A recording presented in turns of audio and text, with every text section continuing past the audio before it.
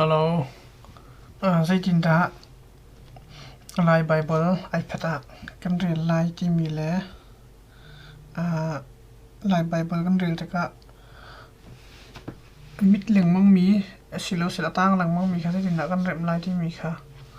kan zau lai la hi ka hen ke ma corona kha atan tar tu he ko Bible ka download ana tang lang mang chu cha chin ko Bible kha atha lo tia karwa chu cha atu jong khe atang ko sai phanai te khalo ko Bible ka download ko Bible ka download cha se chu chen a Bible le kan hlot lai atharin kan download than lai chung hu long lai le mi rang long kan download lai ko Bible kan download ti lo san thak la e pakhat na ka Bible hlot na wa ningin ka hlot kho lo cha sai da ka tu la ti sia chen setting a ka lai hlot kho lo dingin ka tu cha si setting a ka lai chung hu chung general ti mi khi ka zom ti khi general ana ka lai chung hu chung ka khen restriction ti mi ka khi ta bot lai ka ma restriction naman an bakin pass ko on halai 1 2 3 4 maka ka pass ko si lahi ka hen deleting apps ka ai kharza khan jefen khai hlon ko lo nak si chan online khata ka khan Bible khan hlon ko chang lai delete atharin download chan how ye khat na ka her mi chu internet connection how Apple ID le password how that's on App Store and the lie App Store search team is on the Bible naturally ka hong chuang mi hi se ko I Bible ka phun tam pi cha khan na thai ding music ka zon atang te hang Bible ti mi tang khin livechurch.tv ti mi kha selai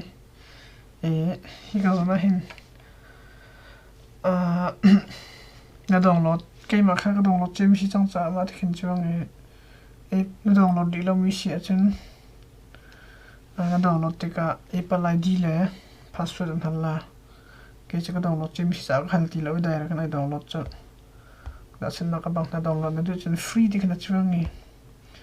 download install ka van me te ka khan ka khin ke Apple ID ke lok chuang change password ka hal siman se na ma cha her lo cha khin san lai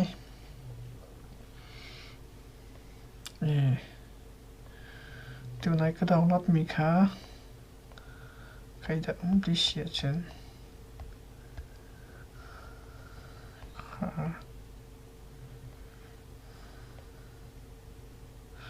ka hin hai download thu chang cha ka hin ka Bible ko online ti khin rong chang lai sign in or sign up ti ka chung ne khong ngai ri lo sia chun sign up ka met ka sign up ban he na email ka email ti ka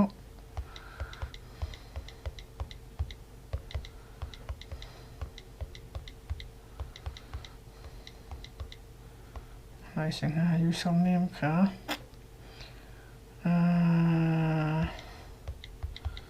boy pa atha nai sang ha Bible khan nakal chang lai chun hu chun dawan online sign in na me lai na email ani username na tia mi kha ta chana ka boy pa atha ti ka tia password ka tia mi kha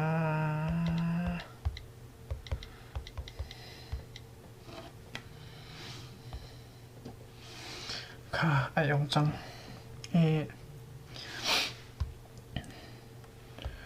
pakhat na ka lai Bible kan ri kho nak ding chen download ma sa ta ha chu cha chen khi cả dòng tekhen đã cần là hết chung akil cả dòng hay King James version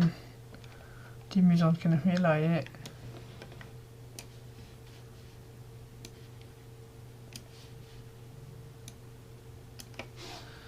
King James version các khi English change thì mình cái này lại các cái khăn mà tekhen version tâm bị khâu chuang lại phơi nãy kan hak khăn này nữa chân H zone cái hết cả chung bị cả hak khăn thì không chọn được ok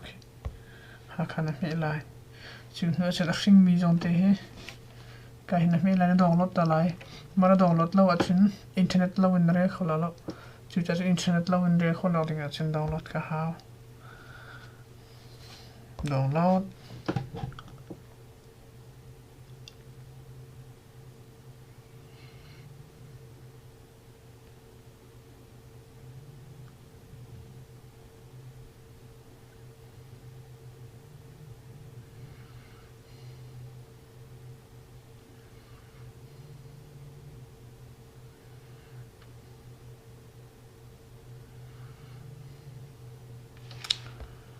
chân merang song hin download copies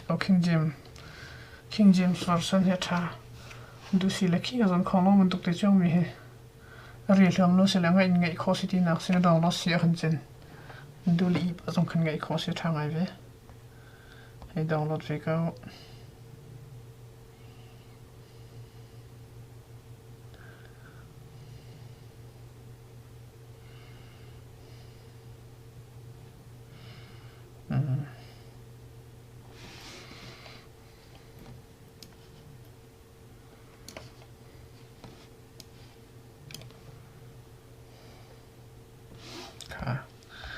download trong cha hi ka zon khono tin mi sia khan chen nang ma ri lao in achievement team chang la The Gospel according to John, chapter 1. In the beginning was the Word. se lai bil ti he no kha lai Bible sang ko na du sila na real na kachin chia to na du highlight and du sia chun hetla ri khalar na du sila ta sin na ka bang na he chin chia nok to ka du na ka ka le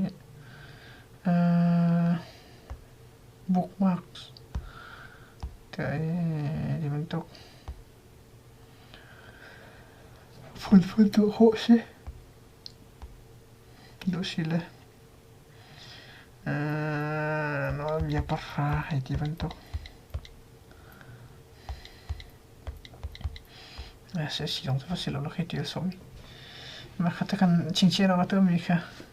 khi cái zona cái kia là cái zona bookmark nó hiện trên nó bị bắt ra là bạn mình lại nó cái chính trị nó zona thì mà thì chúng ta lại cái sẽ có sẽ lo cái khá là miran khá download chúng ta có thì có mà cô cái chỗ rõ lần mong sợ khăn nó đủ xí là cái này đang tự có thì sẽ chúng profile đủ là phần thạc trong khăn sẽ khó không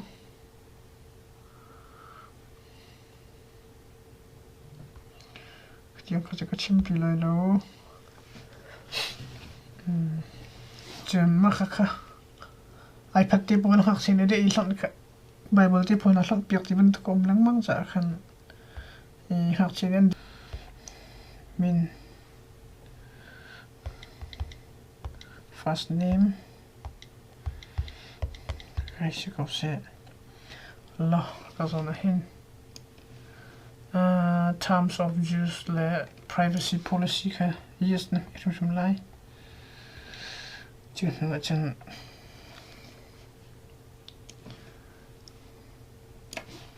sign up mi lại ok chứ sẽ chân kia kan account confirmation ka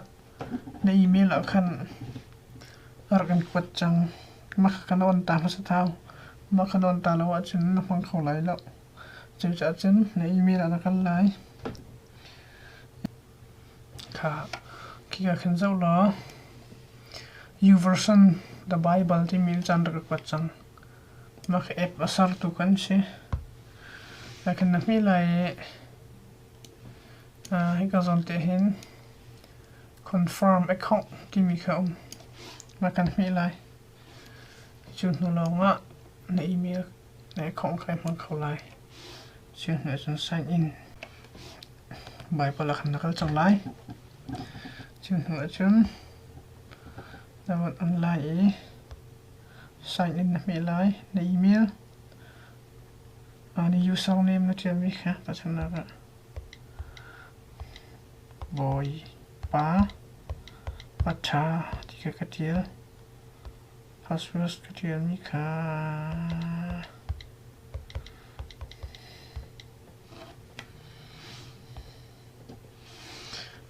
ayong chang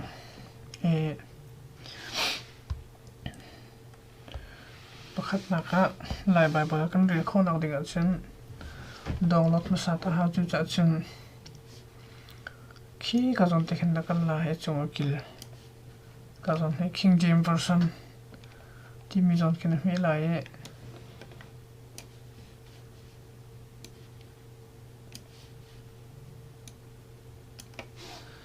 King James version ka khin English change ti mi ken mi lai ka te ka khan ma te khin version tam pi khau chuang lai a foi na kan ha khan du chen h zone kan met ka a chung bi ka ha kha ti ho chong chok ko ha khan na mi lai chu na che la hring mi zone te he ka hin na mi lai na download ta lai mara download lo a chin internet lo in re khola lo chu cha internet lo in re khola ding a chin download ka ha download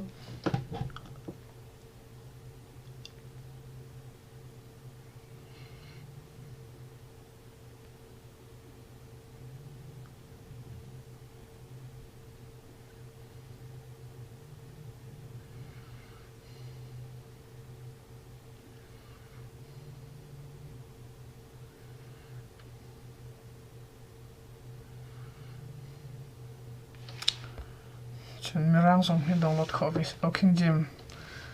James version he tha du si le ki azon khong lo mun tuk te chong mi he ari hlom lo se la ngai ngai kho city nak se download si khan chen du li pa song khan ngai kho se tha ngai ve he download ve ka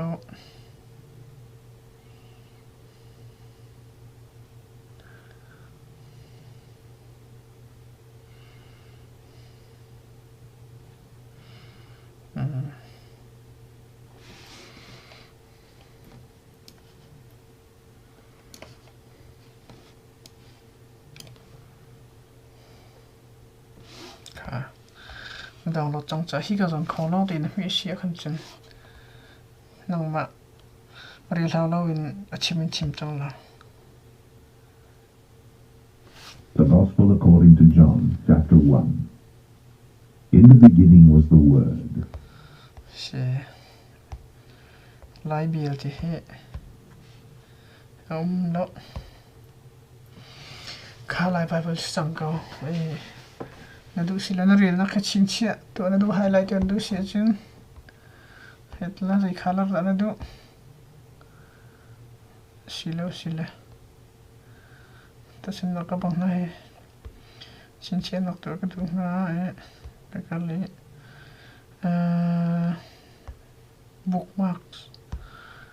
cái gì mình tục phun tự hộ xe đó xí là nó bị bắt ra hay gì mình tục sẽ sử dụng cho xí là nó khi tiêu sống mà khát cái chính chế nó tự mình khá khi cái zona akil là cái zona bookmark nó hiện trên nó bị bắt ra là vẫn mấy lại nó cái chính chế nó zona thì mà thì chúng ta lại cái sẽ phải có gì đó cái hình khá là mirang khá download chúng ta có rồi thì các bạn cô cái rok lang mong sa kan lalu sila kahindai data quality section profile dulu mantlak tong kan check ko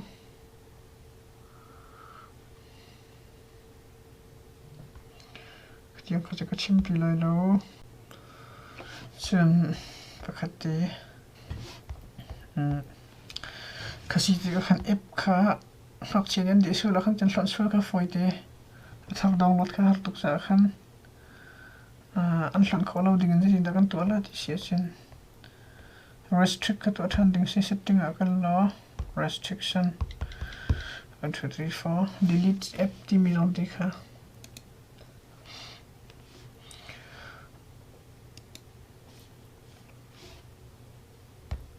Carlo chen anhlan ko ti la lo